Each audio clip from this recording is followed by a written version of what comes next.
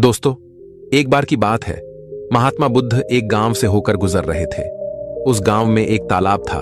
महात्मा बुद्ध और उनके सभी शिष्य तालाब के पास आकर रुक गए। तभी वहां पर एक लड़का अपनी मां के साथ पानी भरने आया। उस लड़के की नजर महात्मा बुद्ध पर पड़ी। वो महात्मा बुद्ध को पहले से ही जानता था। वह जानता था कि महात्मा बुद्ध बहुत ज्ञानी है और वो सभी के प्रश्नों का उत्तर देते। वह तुरंत ही महात्मा बुद्ध के पास पहुंचा। उसने महात्मा बुद्ध को प्रणाम किया और कहा, हे बुद्ध, मैं अपने जीवन में कुछ बहुत बड़ा करना चाहता हूं, लेकिन जब भी मैं कुछ करना चाहता हूं तो वो मुझसे संपूर्ण तरह से नहीं हो पाता। मुझे तो कुछ समझ ही नहीं आता कि आखिर में क्या गलती कर रहा हूं। इसलिए मैं आज आपसे यही प्रश्न पूछने आया कि लक्ष्य को पाने के लिए ऐसी कौन सी कठिनाइयां हैं जो हमें पार करनी होगी। महात्मा बुद्ध उस लड़के को देखकर मुस्कुराने लगे और उस लड़के से कहते हैं, जब तक तुम अपने लक्ष्य की ओर कदम नहीं बढ़ाओगे तब तक सफलता से जुड़ा हुआ हर एक प्रश्न, हर एक उत्तर अधूरा है।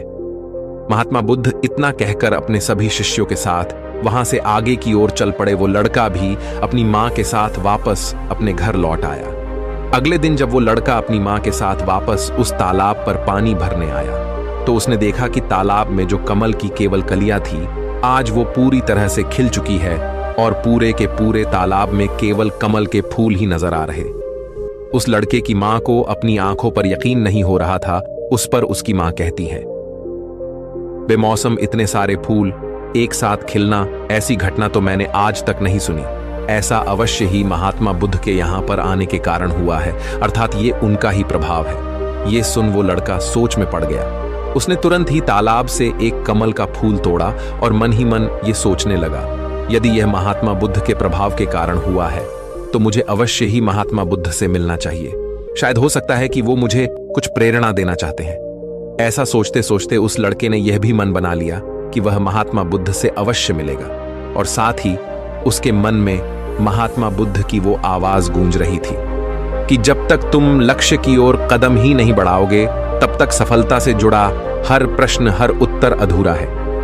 तभी उस लड़के ने वह कमल का फूल एक छोटे से मटके में रख लिया और उसने मन ही मन यह मन बना लिया कि वह महात्मा बुद्ध से मिलकर रहेगा और उसके मन में जो भी प्रश्न है वह उनसे उनके उत्तर जानकर रहेगा। उस लड़के ने तुरंत ही अपनी मां से कहा, मां, मैं महात्मा बुद्ध से मिलने जा रहा हूं। वो अब तक बहुत आगे नहीं निकले होंगे। यदि मैं जल्दी जल्दी चलूंगा तो एक दिन में उन तक पहुंच ही जाऊंगा और फिर 1-2 दिन में मिलकर मैं वापस घर लौट आऊंगा। उसकी मां ने उसे समझाने की कोशिश की, लेकिन वो लड़का नहीं माना। वो तुरंत सफर की ओर निकल पड़ा। वो मार्ग पर तेजी से आगे बढ़ रहा था। जल्दी जल्दी चलते हुए उसने बहुत कम समय में अपना गांव पार कर लिया, लेकिन अब इसी कारण वो थकने भी लगा था और उसकी रफ्तार भी धीमी पड़ रही थी। उस लड़के का जोश भी अब खत्म होता जा रहा था। धीरे धीरे चलते चलते वह जंगल के रास्ते आ पहुंचा और जंगल को देखकर उसके मन में एक डर उत्पन्न हुआ। उसने सोचा कि मैंने आज तक कभी जंगल पार नहीं किया है और इस जंगल में तो कई जंगली जानवर भी हैं। यदि मैं रास्ता भटक गया तो मैं महात्मा बुद्ध तक कभी नहीं पहुंच पाऊंगा, और यदि मैं किसी गलत रास्ते पर चला गया तो मुझे कम से कम 2 दिन और लगेंगे महात्मा बुद्ध तक पहुंचने के लिए, और यदि वो मुझसे बहुत आगे निकल गए तो मुझे बाकी रास्ते भी पता नहीं चल पाएंगे और फिर मैं उनसे कभी नहीं मिल पाऊंगा। वो लड़का इसी सोच विचार में पड़ा हुआ था। तभी उसने देखा कि उसी रास्ते से एक घुड़सवार आ रहा था। लड़के ने उस घुड़सवार से कहा, भाई, मुझे जंगल पार करवा दीजिए। मुझे महात्मा बुद्ध से मिलना है। मुझे ये कमल उन्हें देना है। क्या आप मुझे जंगल पार करवा सकते हैं? इस पर सवाल कहता है, बेटा देखो, मैं तुम्हें ले तो नहीं जा सकता, लेकिन मैं तुम्हारी मदद जरूर कर सकता हूं। यदि तुम चाहो तो यह कमल वाला मटका मुझे दे दो, मैं इसे महात्मा बुद्ध तक पहुंचा दूंगा। उस घुड़सवार की यह बात सुनकर वो लड़का एक बार फिर से सोच विचार में पड़ गया और सोचने लगा, यदि मैं पैदल जाऊंगा तो मुझे बहुत समय लग जाएगा और पता नहीं मैं महात्मा बुद्ध तक पहुंच भी पाऊंगा या नहीं। अगर मैं ये कमल वाला मटका घुड़सवार को दे देता हूं तो ये घुड़सवार घोड़े से बहुत जल्दी महात्मा बुद्ध तक पहुंच जाएगा और उन्हें यह कमल जरूर दे देगा। इससे मेरा काम भी आसान हो जाएगा और मेरा काम बहुत जल्द पूरा भी हो जाएगा। काफी कुछ सोच विचार करने के बाद उसने तय किया कि वो ये कमल का फूल उस घुड़सवार को दे देगा। ये सोचकर उस मटके को उस घुड़सवार को थमाने ही वाला था कि तभी उसे याद आया कि इस कमल के पीछे उसका क्या उद्देश्य है, वो किस मकसद से इस कमल को महात्मा बुद्ध के पास ले जा रहा है। तभी उस लड़के के मन में एक और विचार उत्पन्न हुआ, यदि मैं इस कमाल को लेकर महात्मा बुद्ध तक नहीं पहुंचा तो फिर मेरा जो प्रश्न है मैं उनके उत्तर कैसे जान पाऊंगा। और हो सकता है कि मुझे मेरे जीवन में बस ये एक ही मौका मिला है जिसमें मैं महात्मा बुद्ध से मिल सकता हूं और अपने सभी प्रश्नों के उत्तर पा सकता हूं। हो सकता है कि दोबारा मुझे ये अवसर ना मिले, इसलिए मैं ये मटका नहीं दूंगा। मैं इसे स्वयं ही महात्मा बुद्ध तक पहुंच जाऊंगा। काफी कुछ सोच विचार करने के बाद उसने घुड़सवार से कहा, देखिए, ये मटका तो मैं खुद ही उन तक ले जाना चाहता हूं, क्योंकि मेरा उनसे मिलना बहुत जरूरी है। मेरे मन में कई प्रश्न हैं जो मैं उनसे जानना चाहता हूं, इसीलिए यह फूल मैं ही उन्हें दूंगा। इसलिए कृपया करके मुझे जंगल से बाहर निकलने का रास्ता बता दीजिए, मैं स्वयं ही चला जाऊंगा। इस पर उस घुड़सवार ने उस लड़के को जंगल से बाहर जाने का रास्ता बता दिया और उस मार्ग पर आगे की ओर बढ़ चला। वो जल्दी जल्दी मार्ग में आगे बढ़ रहा था और देखते ही देखते शाम का वक्त भी होने आया था। तभी उस लड़के के मन में एक और विचार आया और वो ये सोचने लगा, यदि शाम के वक्त मैं इस जंगल में भटक गया तो मेरा क्या होगा? मैं महात्मा बुद्ध तक कैसे पहुंच पाऊंगा? और अगर मैं उनसे नहीं मिल पाया तो मेरी यात्रा बेकार हो जाएगी। इससे तो अच्छा होता कि मैं उस घुड़सवार को ही ये मटका दे देता, वह उसे महात्मा बुद्ध तक अवश्य पहुंचा देता।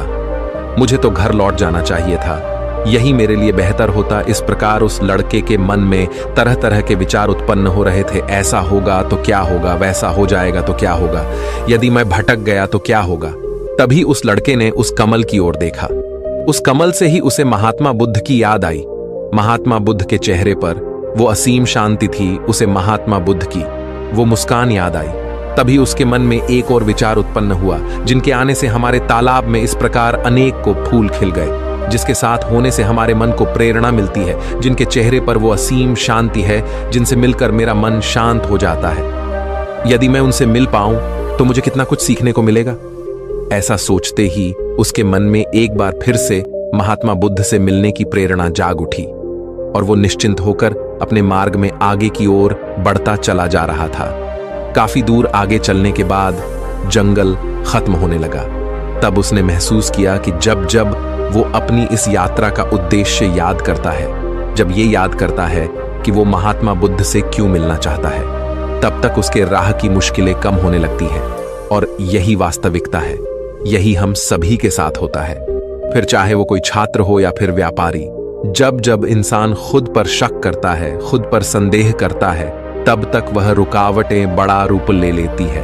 और जब हम अपने लक्ष्य को याद रखते हैं, अर्थात अपना उद्देश्य याद रखते हैं, तब तक वो रुकावटें हमारे सामने छोटी पड़ जाती है और हम उसे आसानी से पार करके अपने लक्ष्य की ओर आगे बढ़ चलते। इस पर उस लड़के ने यह महसूस किया कि उसे अपना लक्ष्य याद रखना है, उसे अपना उद्देश्य याद रखना है और छोटे छोटे कदमों से आगे की ओर बढ़ते जाना है। उसके बाद उस लड़के ने सारी चिंताएं छोड़ दी। वह केवल सफर पे आगे की ओर बढ़ता जा रहा था, लेकिन इस बीच वो चलते चलते काफी थक चुका था। और जैसे ही उसने जंगल पार किया, तभी जंगल के ऊपर उसे एक छोटी सी कुटिया नजर आई। वहां पर एक सुंदर स्त्री रहती थी। लड़का काफी थक चुका था और उसे बहुत जोरों की प्यास लगी थी। वो लड़का उस कुटिया में गया। वहां पर उस स्त्री से उसने पानी मांगा। इस बार उस स्त्री ने उस लड़के को पानी पिलाया। तभी वह स्त्री उस लड़के से कहती है, आखिर तुम महात्मा बुद्ध से क्यों मिलना चाहते हो? इस पर वह लड़का कहता है, मेरे मन में कुछ प्रश्न हैं और मैं उन प्रश्नों का उत्तर जानना चाहता हूं, और मेरे पास केवल ये एक ही अवसर है, इसलिए मुझे उनसे मिलना ही है। वह लड़का उसी तरह से अपनी बातें कर ही रहा था। उधर दूसरी तरफ उस स्त्री के मन में उस लड़के के प्रति प्रेम जाग रहा था कि उस लड़के को पसंद करने लगी थी। वो लड़की उस लड़के को रोकना चाहती थी। वो उससे कहती है, आज की रात तुम यहीं रुक जाओ, वैसे भी शाम होने को है और बहुत जल्द रात भी हो जाएगी। ऐसे में तुम कहाँ जाओगे? इससे अच्छा है आज तुम यहीं पर रुक जाओ। आज हमारे बगल में ही शादी है, वहां पर नाच गाना होगा, खाना पीना होगा, बहुत मजा आएगा, इसीलिए आज रात तुम यहीं पर रुक जाओ। उस स्त्री के मुख से यह सुनकर वो लड़का यह समझ चुका था कि यह स्त्री मुझे पसंद करती है और वह बहुत सुंदर भी है। उसकी सुंदरता को निहारते हुए वो लड़का मन ही मन ये सोच रहा था कि यदि मैं इस तरह से दोस्ती कर लूं तो मेरा जीवन तो समझ जाएगा, मुझे जीवन का मजा आ जाएगा और वैसे भी आज रात तक तो मैं महात्मा बुद्ध से मिल भी नहीं पाऊंगा, तो क्यों ना मैं यहीं पर रुक जाऊं। तभी उस लड़के ने जवाब देते हुए कहा, मैं कुछ देर में सोच कर बताता हूं। लड़का इस विषय पर सोच ही रहा था कि तभी उसके मन में एक बार फिर से महात्मा बुद्ध की वो बात याद आ गई और उसे यह एहसास हुआ कि मैं इतनी दूर से यहां पर क्यों आया हूं। उसने मन ही मन खुद से प्रश्न किया, क्या मैं यहां पर इतनी दूर इस लड़की से मित्रता करने आया था? नहीं नहीं, ये मेरी मित्र नहीं बन सकती। क्या भरोसा आज को इसका मन मुझ पर आया है और कल को किसी और पर आ गया तो मैं क्या करूंगा? लड़के ने तुरंत ही उस कमल की ओर देखा, तभी उसे उसका उद्देश्य याद आ गया और उसने तुरंत ही यह निर्णय लिया कि वह आगे की ओर बढ़ेगा। उसने उस लड़की को साफ साफ मना कर दिया और अपने मार्ग की ओर आगे बढ़ चला। जब वो आगे की ओर जा रहा था तभी उसे अपने इस निर्णय पर अफसोस हो रहा था। उसे ऐसा लग रहा था यदि उसे महात्मा बुद्ध ना मिले तो उसके हाथ से ये स्त्री भी चली जाएगी। इस बात का उसे बहुत मलाल था, लेकिन वह धीरे धीरे मार्ग में आगे बढ़ता गया। कुछ दूर आगे जाने के बाद जब उसका मन शांत हुआ तब उसे इस बात का एहसास हुआ कि यदि वह उस स्त्री के पास रुक जाता तो वह अपने उद्देश्य में कभी सफल नहीं हो पाता और उसकी ये यात्रा बेकार हो जाती, उसकी इतनी मेहनत व्यर्थ हो जाती। और तब उसे एक और चीज का एहसास हुआ कि जो भी व्यक्ति या फिर वस्तु हमें अपने उद्देश्य से भटकाने का प्रयास करे, हमें उससे तुरंत ही दूर हो जाना चाहिए। हमें अपना उद्देश्य याद रखना चाहिए कि हमने ये सफर क्यों शुरू किया था और हम अपनी मंजिल पर क्यों पहुंचना चाहते हैं। वो लड़का ये सब सोच विचार कर आगे की ओर बढ़ता जा रहा था। रात्रि का वक्त होने वाला था और वो लड़का तेजी से अपने मार्ग में आगे की ओर बढ़ता जा रहा था। तभी उसे मार्ग में एक बुजुर्ग व्यक्ति मिले। उसने उस बुजुर्ग व्यक्ति से पूछा, बाबा, मैं महात्मा बुद्ध से मिलना चाहता हूं और पिछले गांव में मुझे किसी ने बताया कि वो इसी मार्ग से आगे की ओर बढ़े थे। क्या आप मुझे बता सकते हैं वो किस तरफ गए हैं? इस पर वो बुजुर्ग व्यक्ति उस लड़के से कहते हैं, बेटा, तुमसे कोई गलती हो गई है, तुम्हें कोई गलतफहमी हुई है। यहां से कोई भी आरषि मुनि नहीं गए हैं। हो सकता है कि रास्ते में कोई और मोड़ हो जिस पर तुम्हारा ध्यान ना गया हो। वो आरषि मुनि उसी रास्ते से गए होंगे। ये सुन वो लड़का घबरा गया। अभी कुछ ही घंटों पहले तो मैंने उस बस्ती को पार किया था। यदि मैं वापस गया तो मैं बहुत पीछे हो जाऊंगा और अब तो अंधेरा भी होने को है। मेरे पास ना तो कोई रहने का कोई साधन है और ना ही खाने पीने का। मेरी तो पूरी यात्रा बेकार हो गई। मुझे तो लग रहा था कि मैं महात्मा बुद्ध से अवश्य मिल लूंगा, लेकिन अब लगता है कि यह मुमकिन नहीं है। मैं उनसे नहीं मिल पाऊंगा। इस प्रकार के कई विचार और उस लड़के के मन में उमड़ने लगे। वो लड़का खुद पर संदेह करने लगा। जैसे ही उसके मन में इस प्रकार के विचार उत्पन्न हुए, मानो उसके पैरों में किसी ने बेड़ियां डाल दी हो। वह बार बार केवल एक ही बात सोच रहा था कि आखिर वो मुझे क्यों नहीं दिखाई दिया। मैं बार बार एक ही गलती क्यों करता हूं? मुझसे इतनी बड़ी गलती कैसे हो गई? ये सोचकर वो लड़का सर पकड़कर वहीं पर बैठ गया। कुछ देर तक तो उसे कुछ भी समझ नहीं आ रहा था। तभी उसे उसकी माँ की बात याद आई। उसकी माँ ने उस लड़के से कहा था, बेटा, हर गलती में सीख छुपी होती है जो हमारे जीवन को और भी बेहतर बनाती है। ये बात उसे याद आते ही उसका मन शांत होने लगा और देखते ही देखते उसका मन पूरी तरह से शांत हो चुका था। और वो लड़का बार बार अपने मन में अब एक ही बात दोहरा रहा था कि हर गलती में सीख छुपी हुई होती है और हमें वो और बेहतर बनाने आती है। उसने अपनी गलती को स्वीकार किया। वो कहने लगा, हाँ, मुझसे गलती हुई है। मैं जल्दीबाजी में बिना सोचे समझे बस मार्ग में आगे की ओर बढ़ता जा रहा था। जैसे जैसे लोगों ने कहा, मैं उसी तरह से आगे की ओर बढ़ता चला गया। उसके गलती स्वीकारते ही उसका मन पूरी तरह से शांत हो गया। उसकी निराशा अब आशा में बदल चुकी थी। वह एक पेड़ के नीचे बैठा हुआ था। तभी उसने देखा कि कुछ जानवर नदी से पानी पी रहे थे। ये सब देखकर उस लड़के को याद आया कि जब वह पहली बार महात्मा बुद्ध से मिला था तब पानी के पास ही मिला था और महात्मा बुद्ध के साथ उनके कई शिष्य भी हैं, तो उन्हें पानी की तो आवश्यकता जरूर पड़ेगी। इस बात पर उस लड़के को तुरंत ये समझ में आ गया कि महात्मा बुद्ध भी उसी रास्ते से भ्रमण कर रहे होंगे जिस रास्ते पर पानी होगा। तभी उसने सोच विचार कर यह तय किया कि वापस जाने से अच्छा है क्यों ना मैं नदी के किनारे किनारे आगे की ओर बढ़ता रहा। ऐसा सोचते ही उसने तुरंत ही रास्ता बदल दिया और अब वह नदी के रास्ते आगे बढ़ने लगा। जैसे जैसे वो आगे बढ़ता जा रहा था उसका मन और भी हल्का होता जा रहा था, उसका मन और भी शांत होता जा रहा था।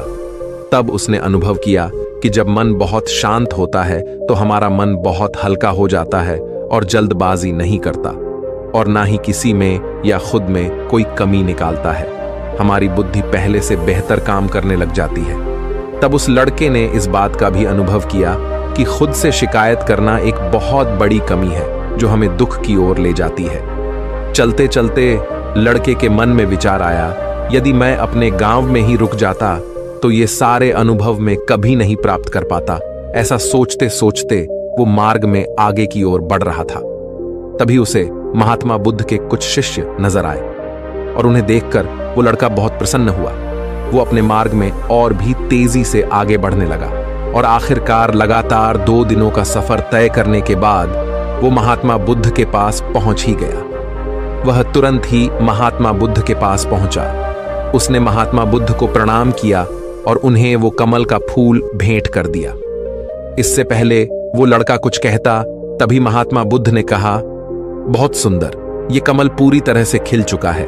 2 दिन पहले ही तुमने मुझसे पूछा था कि लक्ष्य को पूरा करने के लिए इंसान को कौन सी कठिनाइयों को पार करना पड़ता है, लेकिन 2 दिनों बाद तुमने बहुत सारे अनुभव प्राप्त कर लिए हैं। तुम्हारा ये धैर्य और ये मुस्कान देखकर लगता है कि तुमने इस यात्रा में बहुत कुछ सीखा है।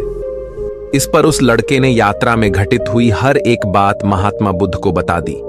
तभी महात्मा बुद्ध ने उस लड़के से कहा, तुम्हारे मन में जो भी प्रश्न है मैं उनके जवाब तुम्हें जरूर दूंगा। आगे महात्मा बुद्ध कहते हैं, बिना कोशिश के हर चीज जरूरी है। जब इंसान किसी लक्ष्य के लिए उस रास्ते पर चलता है तब सबसे पहले वह अपने अनुभव से ही सीखता है और जब धीरे धीरे उसका विवेक जागृत होने लगता है, उसकी बुद्धि काम करने लगती है, तब दूसरे के अनुभव और दूसरों की गलतियों से भी सीखने लगता है। जीवन में यदि सफल होना है, किसी लक्ष्य को प्राप्त करना है, तो सफलता का रहस्य से सीखने से पहले हमें उस रास्ते पर चलना पड़ता है। महात्मा बुद्ध आगे कहते हैं, किसी भी लक्ष्य को प्राप्त करने के लिए उस रास्ते में हमें 3 दिक्कतें आती है और इनका निवारण करने के बाद ही हम अपने लक्ष्य तक पहुंच पाते हैं। और तुमने भी वो 3 बातें सीख ली। पहला, अपने उद्देश्य को पहचान और उसके प्रति समर्पण करो। जैसे कि तुम ये कमल का फूल मुंह तक पहुंचाना चाहते थे और तुम्हारा उद्देश्य भी यही था।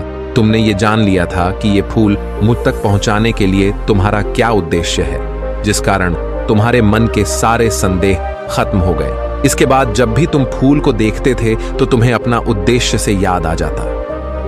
आगे महात्मा बुद्ध ने कहा, तुमने स्वयं के अनुभव से ही यह जान लिया कि अपनी मंजिल तक किस प्रकार हमें पहुंचना है और सब कुछ तुम्हारे भीतर से ही प्रकट हो रहा है। वह लड़का महात्मा बुद्ध की सारी बातें ध्यानपूर्वक सुनता रहा। तभी आगे महात्मा बुद्ध कहते हैं, तुम्हारे मन में कई प्रकार के डर और संशय थे। पता नहीं तुम मुझ तक पहुंच पाओगे या नहीं, पता नहीं तुम जंगल पार कर पाओगे या नहीं, क्योंकि तुमने आज से पहले कभी जंगल पार नहीं किया था और रास्ते में तुम्हें तरह तरह की रुकावटें भी झेलनी पड़ी। और जब हमारे रास्ते में तरह तरह की रुकावटें उत्पन्न होती है तब हमारा मन बाधित होने लगता है, हमारा मन भटकने लगता है और हम अपने लक्ष्य से भटक जाते हैं। लेकिन जब हम अपना सारा ध्यान रुकावटों से हटाकर अपने उद्देश्य पर लगाते हैं तो सारी रुकावटें खुद ब खुद छोटी पड़ने लगती है और हम उन्हें आसानी से पार कर ले जाते हैं। शुरुआत में हर किसी की यही समस्या है कि वह यह नहीं जानता कि आखिर वो सफल क्यों होना चाहता है, क्यों वो कुछ करना चाहता है।